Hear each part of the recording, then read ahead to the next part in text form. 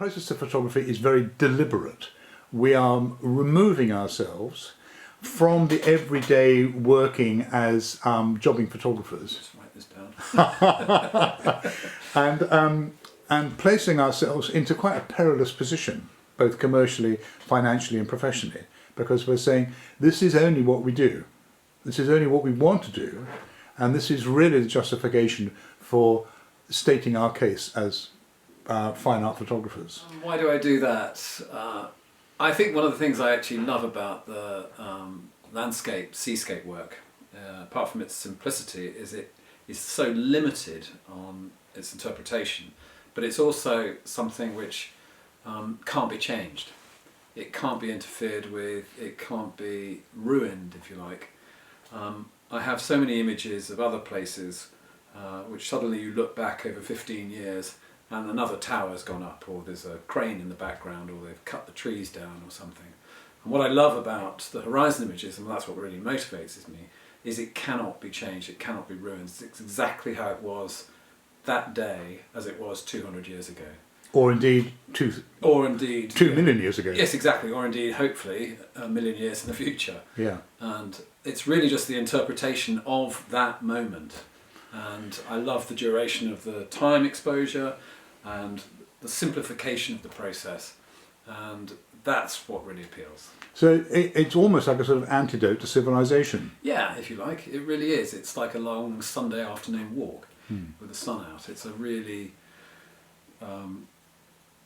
lovely moment, and it's something which really sort of drives you. And the thing I often find extraordinary is you come back from a day's commercial work and you will have up to 2,000-3,000 images. I can come back from a day in some remote landscape and I can have less than 30. And it's the consideration that goes into the image and the choice of that image that is so important. It's not just about getting as much material as possible and figuring out whether it works later. It's actually getting it right at the time and just seeing what's available at the time. But also from your portfolio of work, you've been fortunate enough to travel around the world and come back with different variations of the same thing, but so many of them have this distinctive quality of being divided into the two separate halves, if you like, if I can use that expression. You've got the sky, the horizon and the foreground. Some of it's Caribbean, some of your other work which is in the USA and in other parts of the world, deserts. So this again, the sort of antidote to civilization, this appreciation of the natural world, is obviously a very strong motive for you to continue to go back there, because there's considerable expense and effort and time has to be allocated to do this. This is not taking a camera on holiday and hoping you're going to come back with something. This is a deliberate reason to go to Death Valley or to the Maldives or wherever you feel you can get this landscape that's going to say something to the viewer about why you want to record it. Are those decisions that have always been in the forefront of your mind when you do this, or have they been happenstance because you've actually been there and suddenly there's a horizon that suits your language at that time? I think it's hard to say, but I think it's a bit of both, if truth be told. I think we all end up in places and you suddenly go, that's fantastic, that's beautiful. How many of us have not been on the top of a mountain and suddenly gone, look at that view, that's extraordinary, it's stunning. And then how many times have we been on another mountain and gone, oh, that view must have been amazing, must have been stunning, until they built that down there, or until they did something else. Or sometimes, I remember once I was in Indonesia and I went up to the top of a volcano in Indonesia. The friend I was travelling with at the time, we got out, we walked up the side of the mountain from 3 in the morning to get there for the sunrise, and we got there at about 6 in the morning, just as the sun was coming up, and 3 busloads of tourists went past us, and it completely ruined the moment.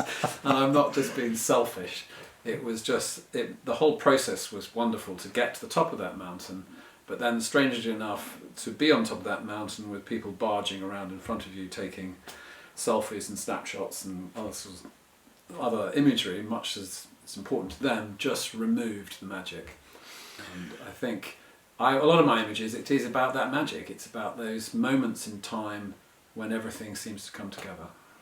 It's interesting because when one looks at the body of your commercial work, where it's mostly to do with the professional portrait, and not as recognition of the sort of society shot, but of people in working life doing the things they have to do, commissioned by everybody from industry and the armed forces, and you are depicting how they're working within their role, subject to a brief, presumably set by the marketing department or the editor. Absolutely. Or whatever it is. Have you not ever thought about, do people belong in any of these landscapes when the landscape is an embodiment of the natural world without people in it? Have you ever thought about incorporating them in? Yeah, I think you can have people within a landscape, but I think it instantly dates a landscape. And the question really has to be, is it about the people and the landscape, or is it just about the people, or is it literally about the landscape? And all of those criteria are valid. You could do all three. I could think of, all sorts of scenarios where that would work. I just get drawn to the imagery which allows you to tell the story about the landscape. If you take a landscape and put someone in it, whether it's a farmer or a coal miner or a soldier or anything, then the story's already told. And I think there's something actually lovely about looking at a landscape, not necessarily knowing where it is, not necessarily knowing what country it is in. All you have is the image in front of you and the time of day and the weather. And I think that's the beginning of any story.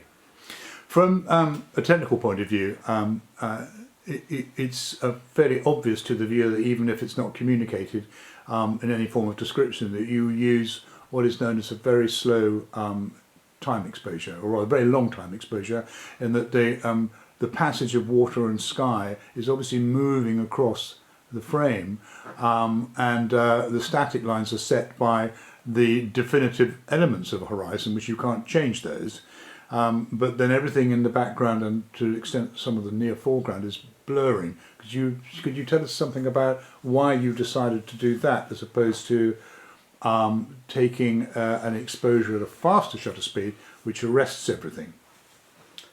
I think it adds, I definitely do that, and an exposure anywhere from 30 seconds to 2 or 3 minutes is something which I get drawn to. It takes the original landscape, and of course you're talking about a landscape where something has to be moving, so it's either a cloudscape, seascape, or both of those things, and then you populate it with a couple of things such as a foreshore, horizon, or a tree or something, or even a building, which is static, and so you get that movement, and that passage of time I think is fascinating.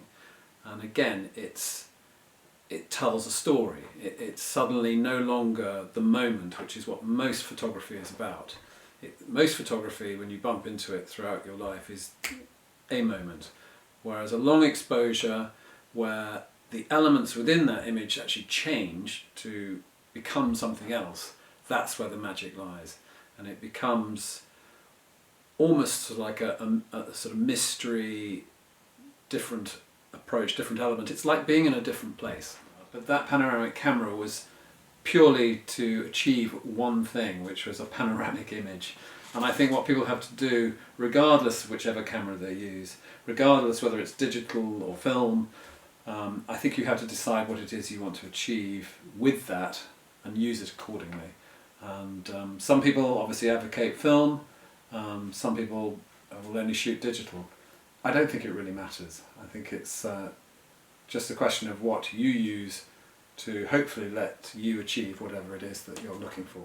Yeah, the beginning of last year was a different time for everyone as the pandemic took hold, but we were lucky in that respect when Atelier came along and actually asked us to join as a collective to show our work to an audience which we hadn't got access to before.